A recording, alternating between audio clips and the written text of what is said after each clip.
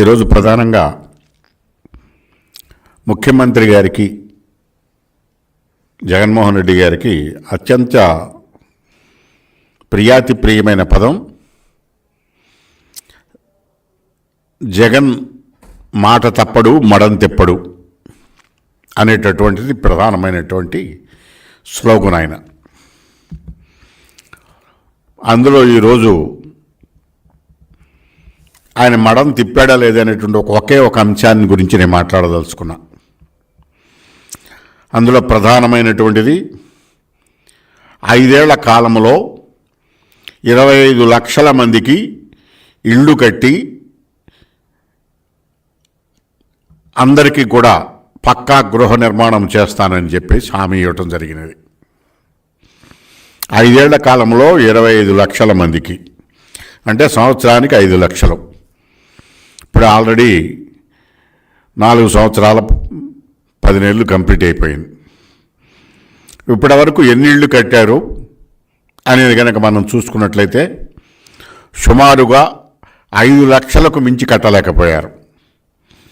అంటే ఇచ్చిన హామీలో 25% కూడా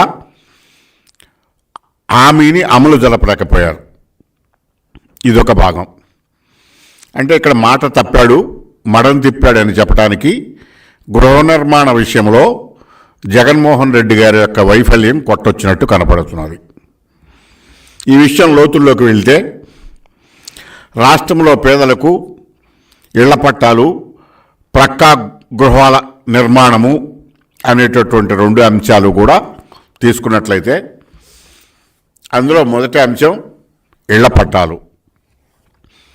ఆల్రెడీ పట్టాలు ఉన్నటువంటి ఇళ్ల వారికి పేదవారికి రెగ్యులరైజేషన్ పేరుతో ఓటీఎస్ కింద మనిషికి 10,000 నుంచి 30,000 వరకు ఇవ్వమని పేదల దగ్గర బలవంతంగా డబ్బులు సేకరించారు.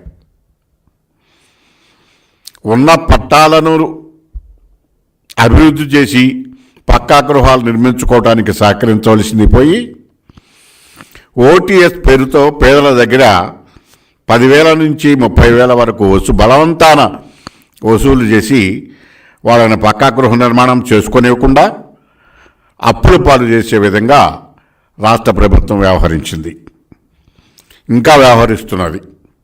ఇది ఒక అంశం. ఇకపోతే ఇంకొక అంశం, చంద్రబాబు నాయుడు గారి టైంలో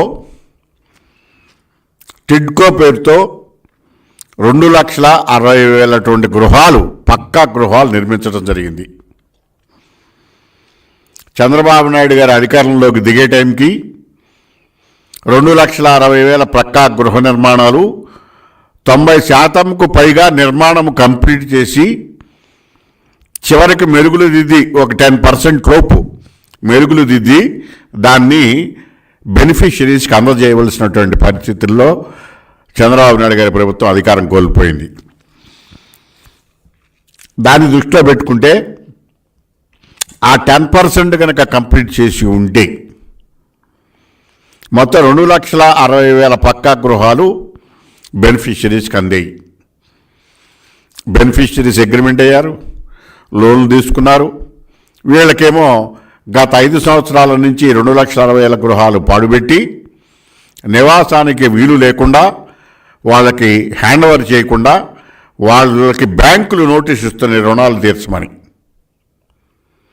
ఈ రకంగా 2,60,000 గృహాలకు పక్కా గృహాల బెనిఫిషరీస్ని వీధిని పడవేశారు. ఇది నెంబర్ 2. ఇకపోతే ఆయన పెట్టినటువంటి భూపట్టాలు స్కీము ఏంటంటే అది ఎకరానికి ఒక సెంటు భూమిలో ఇళ్ళు కట్టుకోవాలని చెప్పేసి నిబంధనతో సెంటు భూమి లబ్ధిదారులకు ఇస్తాము అని చెప్పేసి ప్రకటించడం జరిగింది. దానికి తగిన విధంగా కొన్ని చోట్ల సరైనటువంటి ప్లాట్ల విభజన లేకుండా, రోడ్లు లేకుండా, దారి లేకుండా, గుంటలలో చెరువులలో వర్షం వస్తే మోకాళ్ళ లోతు నీళ్లలో మునిగిపోయేలాగా అలాంటి ప్రాంతాల్లో కొన్ని చోట్ల పట్టాలు ఇవ్వటం జరిగింది. 1 ఎకరం సెంటు చొప్పున అలాట్మెంట్ చేయటం జరిగింది. అది నివాసానికి అనువుగా లేదు. నివాసం కాదు, ఇళ్ళు నిర్మించుకోవడానికి కూడా అనువుగా లేదు. దాన్ని ఇల్లు నిర్మించుకోవడానికి అనువుగా లేని, నిర్మించుకోవటానికి సరిపోను జాగా లేని బురద గుంటల్లో వీటిల్లో ఒక సెంటు ఇచ్చి పేద ప్రజలని మోసం చేయటం జరిగింది. ఈ సెంటు ఇవ్వటం అనేటటువంటిది దీనిలో ఆ ప్రాంతాల్లో రోడ్లు లేకపోవటం, నివాస యోగ్యానికి అనుగుణమైనటువంటి ప్రాంతము కాని చోట ఊరికి దూరంగా వెలివేసినట్లు పేదలని ఈ రకంగా వేయటం జరిగింది. అది ఈరోజు కూడా అందుబాటులోకి రాక గృహాలు నిర్మించుకోవడానికి వీలు లేకుండా జరిగింది. ఇదే చంద్రబాబు నాయుడు గారి కాలంలో నివాసానికి అనుగుణమైనటువంటి పక్కా రోడ్లతో మనిషికి 2 సెంట్లు తక్కువ లేకుండా ఇళ్ల పట్టాలను ఇవ్వటం జరిగింది.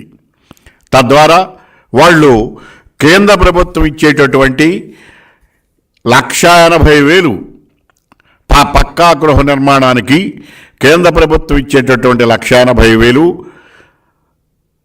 తీసుకుని గృహ నిర్మాణానికి చేసుకుంటుంటే ఈ 1,80,000 రాష్ట్ర ప్రభుత్వం ఇస్తున్నట్టుగా కేంద్ర ప్రభుత్వం తీసేసి రాష్ట్ర ప్రభుత్వం క్లెయిమ్ చేస్తూ పేపర్లో ప్రకటనలు ఇచ్చుకుంటూ ప్రజలనే మోసం చేస్తూ పక్కదారి పట్టిస్తున్నటువంటి వైనాన్ని ఈనాడు చూస్తున్నాం.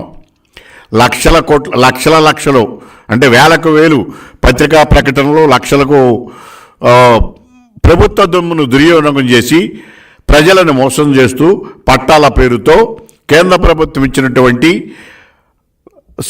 1,80,000 రాష్ట్ర ప్రభుత్వం ఇస్తున్నట్టుగా మోసపూరిత ప్రచారం. చంద్రబాబు నాయుడు గారి టైంలో కేంద్ర ప్రభుత్వానికి ఇచ్చినటువంటి గ్రాంట్కు తోడుగా మ్యాచింగ్ గ్రాంట్ కింద ₹1,00,000, అలాగే ₹1,50,000. ₹1,00,000 ఏమో జనరల్గాను, ఎస్టీ ఎస్టీలకు ఇంకొక 50,000 అదనం చేసి ₹1,50,000 స్టేట్ గవర్నమెంట్ మ్యాచింగ్ గ్రాంట్ ఇచ్చి పక్కా గృహ నిర్మాణానికి చంద్రబాబు నాయుడు గారి ప్రేమలో అమలు జరిపితే రాష్ట్ర ప్రభుత్వం, ఇప్పుడున్నటువంటి రాష్ట్ర ప్రభుత్వం కేంద్ర ప్రభుత్వం ఇచ్చేటటువంటి దాన్నే తన పథకంగా చెప్పుకుంటూ ప్రజలను మోసగిస్తూ అవి కూడా సెంటు భూమిలో కట్టుకోవడానికి వీలు లేకుండా ఇచ్చేటటువంటి నివాస యోగ్యానికి వీలు లేని ప్రాంతంలో ప్రజలని ఇస్తూ మోసగిస్తూ ఉన్నట్టుంటున్నారు. ఇంకొకటి ఏంటంటే పక్కా గృహ నిర్మాణం పేదలకు ఇళ్ల పట్టాలనేటటువంటి పేరుతో ఇది ఒక స్కీము, పేద ప్రజల వెల్ఫేర్కి ఉపయోగించినటువంటి స్కీము. ఆ స్కీముని పక్కన పెట్టి పేద ప్రజలకు నివాస యోగ్యానికి అనుకూలంగా లేనటువంటి భూములు సేకరించి ఆ సేకరింపు పేరుతోనూ భూములు సేకరించిన తరువాత దాన్ని అభివృద్ధి పేరుతోనూ కోట్లాది రూపాయలు వైఎస్ఆర్సీపీ ప్రభుత్వం అవినీతికి పాల్పడింది. ఇది దుర్మార్గమైనటువంటి విషయం. వైఎస్ఆర్సీపీ స్థానిక నాయకులు లేదా కొంతమంది ప్రజాప్రతినిధులు వైఎస్ఆర్సీపీ ప్రభుత్వ అండదండలతో పేదలకు సెంటు భూమి ఇస్తామనేటటువంటి పేరుతో నివాసయోగ్యానికి అనుకూలముగా లేనటువంటి భూములను సేకరించి దానికి మార్కెట్ రేటు పైన 5-6 రెట్లు ధరలు పెంచి వసూలు చేసి ప్రభుత్వ సొమ్మును కాజేయటం ఒక భాగం, దాని అభివృద్ధి పేరుతో ప్రభుత్వ నిధులను ఖర్చు చేసి అభివృద్ధి చేయకుండా నిధులను దుర్వినియోగం చేయటం రెండో భాగం. ఈ 2 కారణాలతో పేదలకు ఇళ్ల పట్టాల పేరుతో మోసము చేసి కేంద్ర ప్రభుత్వం ఇచ్చినటువంటి నిధులకు రాష్ట్ర ప్రభుత్వం మ్యాచింగ్ గ్రాంట్స్ ఇవ్వకుండా పక్కా గృహ నిర్మాణం అనేటటువంటిది కట్టించుకోవడానికి అవకాశం లేకుండా రాష్ట్రంలో ఉన్నటువంటి పేద ప్రజానీకాన్ని వైఎస్ఆర్సీపీ ప్రభుత్వం మోసం చేస్తున్నటువంటి విషయంలో ఎటువంటి సందేహము లేదు. ఇకపోతే ఈ పక్కా గృహ నిర్మాణం అనేటటువంటిది ఒక పక్కా స్కామ్ కింద తయారైపోయి దాన్ని మార్చి వేలాది కోట్ల రూపాయలు వైఎస్ఆర్సీపీ నాయకులు, స్థానిక ప్రజాప్రతినిధులు, రాష్ట్ర ప్రభుత్వంలో వివిధ భాగాల్లో ఉన్నటువంటి వాళ్ళు వాటిని స్వాహా చేయటం జరిగింది. నిజానికి పేదలు బ్రతుకులు చూసి తెలుగుదేశం పార్టీ వ్యవస్థాపకులు నందమూరి తారక రామారావు గారు ఆయన బ్రెయిన్ చైల్డ్ పేదలకు పక్కా గృహాలు నిర్మించాలనేటటువంటిది. ఆయన మానసపుత్రిక అయినటువంటి పేదలకు పక్కా గృహ నిర్మాణాన్ని జగన్మోహన్ రెడ్డి గారి ప్రభుత్వం అపహాస్యం చేసింది. ఈ పథకాలన్నీ ఎన్టీ రామారావు గారు ప్రారంభిస్తే చంద్రబాబు నాయుడు గారు కేంద్ర ప్రభుత్వం ఇచ్చిన నిధులతోనూ రాష్ట్ర ప్రభుత్వం మ్యాచింగ్ గ్రాంట్లతోనూ అనువైనటువంటి స్థలములో సరిపోను స్థలములో సుమారుకు 2 సెంట్లకు పైగా బ్యాంకు రుణాలతోనూ కేంద్ర ప్రభుత్వం ఇచ్చిన నిధులతోనూ పక్కా హౌస్ నిర్మించుకోవడానికి రాష్ట్ర ప్రభుత్వం కూడా సహకరించి అనేక లక్షల కుటుంబాలకు నివాసయోగ్యం కల్పించారు, టిడ్కో ఇళ్లు కల్పించారు. వీటినన్నిటినీ పాడుపెట్టి ప్రజలకు అందుబాటు లేకుండా దుర్వినియోగంలోకి ఈ రోజుకు కూడా వాటిని పాడుపెట్టినటువంటి ఘనత వైఎస్ఆర్సీపీ ప్రభుత్వానికే మాత్రమే దక్కిందని చెప్పగలను. అదేవిధంగా ఓటీఎస్ పేరుతో ప్రజలను మోసం చేయటం, చంద్రబాబు నాయుడు గారు చెప్పిన స్కీములను మరుగుపరచటం, వాళ్ళు కడతానన్నటువంటి 25 లక్షల ఇళ్లను 20 కట్టకుండా 5 లక్షలు కూడా కంప్లీట్గా పూర్తి చేయనటువంటి వైనం, ఇవన్నీ కూడా చూసుకున్నట్లయితే మనం జగన్మోహన్ రెడ్డి గారు మరొకసారి పేదలకు ఇచ్చినటువంటి పక్కా ఇళ్ల విషయంలో మడం తిప్పాడని చెప్పేసి చెప్పవలసి వస్తుంది. జగనన్న కాలనీల పేరుతో సుమారు 15,000 కోట్లకు పైగా ఈ సెంటు పట్టాభూమి పేరుతో అసైన్డ్ భూములను కబ్జా చేశారు. అది ఏమైనాయో ఈ రోజు వరకు ఉపయోగకరంలోకి తీసుకురాలేదు. అలాగే చెరువులను కబ్జా చేశారు. అలాగే పేద ప్రజలకు శాశ్వత భూ హక్కు రిజిస్ట్రేషన్ చేస్తామని చెప్పేసి పేద ప్రజల దగ్గర ఓటీఎస్లో డబ్బులు వసూలు చేసి ఇస్తే చివరికి వీళ్ళు ఇచ్చేటటువంటి సర్టిఫికెట్లు బ్యాంకులు కూడా యాక్సెప్ట్ చేయక, రుణాలు రాక, ఇళ్ళు నిర్మించుకోలేక పేదలు ఇప్పటికి కూడా రోడ్డును పడిపోయి నానా ఇబ్బంది పడుతున్నటువంటి పరిస్థితి వచ్చింది. మొదట్లో అందరికీ అర్హులైన వాళ్ళందరికీ ఇళ్ళు కూడా మేమే నిర్మించిస్తామని చెప్పినటువంటి వాళ్ళు ప్రభుత్వం లబ్ధిదారులు ఇళ్ళు నిర్మించుకోవాలని, ఇచ్చిన సెంటు భూమిలో నిర్ణీత గడువులోపు ఇల్లు నిర్మించుకోకపోతే పట్టాన్ని క్యాన్సిల్ చేస్తామని, అది కూడా ఆ ఇళ్ళు కూడా రాష్ట్ర ప్రభుత్వం ఇచ్చిన డిజైన్ ప్రకారమే కట్టాలని, అనేక వాళ్ళు ఇచ్చిన సెంటు భూమికి దానికి మౌలిక వసతులు కల్పించకుండా కట్టకపోతే పట్టాలు క్యాన్సిల్ చేస్తామని చెప్పేసి బెదిరించటం, ఆ రకంగా పేదల పైన కూడా దౌర్జన్యం చేయటం అనేటటువంటిది జరిగింది.